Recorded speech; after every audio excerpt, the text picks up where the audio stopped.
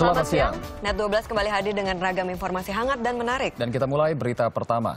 Hadiri konferensi perubahan iklim dunia, Presiden Joko Widodo tiba di Paris, Prancis minggu malam. Dalam konferensi ini Indonesia akan sampaikan komitmennya menjaga dan memperbaiki hutan.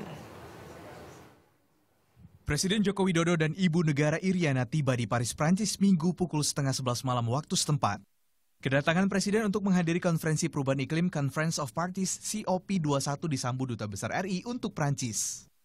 Partisipasi Indonesia dalam konferensi ini sangat penting karena Indonesia saat ini adalah negara terbesar ke-6 penghasil gas emisi. Namun di satu sisi Indonesia juga memiliki hutan dan laut Indonesia yang luas juga menjadi paru-paru dunia. Untuk itu dalam acara ini Indonesia akan sampaikan komitmennya memperbaiki hutan yang rusak, termasuk memastikan semua pihak memiliki pemahaman dan langkah yang sama dalam menghadapi perubahan iklim. Selain Presiden Joko Widodo, sejumlah kepala negara juga sudah tiba di Paris. Di antaranya Presiden Amerika Serikat Barack Obama. Sementara Presiden Cina Xi Jinping tiba di Paris sejak Minggu siang. COP, Conference of Parties adalah pertemuan tahunan yang menjadi kerangka kerja PBB tentang perubahan iklim.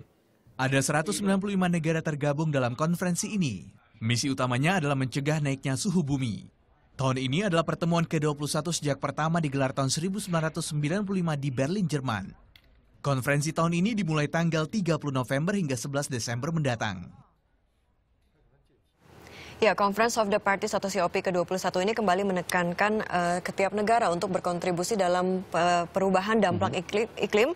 Dan ini salah satu caranya yaitu menurunkan emisi gas buang dari setiap negara. Dan targetnya adalah agar tak lebih dari 2 derajat dalam suhu kenaikan globalnya, Riz. Ya, dan COP21 ini juga sangat penting sekali, Elis. Dan ini juga salah satunya menindaklanjuti dari apa yang disampaikan di protokol Kyoto, yaitu tentang iklim, ya, perubahan iklim. Dan Presiden Joko Widodo juga nantinya akan merencanakan bahwa ada plan dari Indonesia yaitu untuk mengurangi emisi karbon, ya. Itu sebanyak 29% sampai dengan tahun 2030 nanti gitu. Tapi juga ia meminta komitmen nih dari negara-negara maju ya, terutama yang memiliki perusahaan-perusahaan di negara berkembang yang memakan lahan gambut ataupun juga hutan. Jadi bayangkan kalau misalnya dampak dari global warming ini di Indonesia itu kan ada 17.000 pulau. Jadi kalau misalnya permukaan laut itu meningkat, banyak pulau yang nantinya juga bisa hilang seperti itu. Betul, jadi Riz. memang Presiden ini Joko Widodo meminta kepada negara-negara lain untuk komitmen dan full support seperti itu. Ya, karena kalau tidak terjadi demikian apabila